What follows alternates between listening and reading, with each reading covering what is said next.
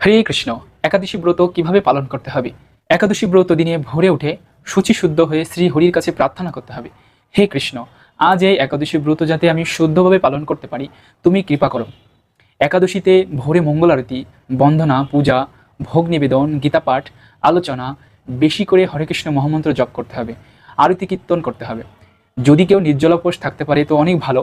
যদি কেউ নির্জলা উপবাস না করতে পারে সে জল পান করবে, তাও না পারলে সে দুধ গ্রহণ করতে পারে, কিংবা পেঁপে, আলু, কাঁচকলা, ঘি দিয়ে রান্না করা, বাদাম সেদ্ধ ভাজা ভোজন করা যাবে। কিন্তু কোনো শস্যদানা আহার করা যাবে না।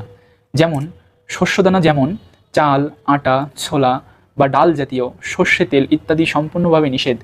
একাদশী রাত্রি জাগরণ করে হরিবাসরে হরিকথা আলোচনা করে কীর্তন করে অতিবাহিত করা কর্তব্য। গায়ে তেল মাখা উচিত নয়, সাবান দেওয়া উচিত নয়। ইন্দ্রিয় সংযম এবং আত্মসমীক্ষা, আত্মসংশোধন ও কৃষ্ণ ভক্তি বর্ধনের জন্য ভগবানের একাদশী তিথিরূপে প্রকাশিত দিনটি নির্ধারিত হয়। পরদিন একটি নির্দিষ্ট সময়ে পালন থাকে। সেই সময়ের মধ্যে শ্রীহরির পূজার পর শস্য জাতীয় কোনো প্রসাদ সবাই মিলিয়ে গ্রহণ করতে হয়। এটাই হলো একাদশীর সংক্ষিপ্ত নিয়ম। তো ভিডিওটি যদি আপনাদের কাছে ভালো লাগে তো অবশ্যই কমেন্ট, লাইক এবং শেয়ার করতে ভুলবেন না। শেয়ার করে সকলের কাছে ছড়িয়ে দিন। হরে কৃষ্ণ।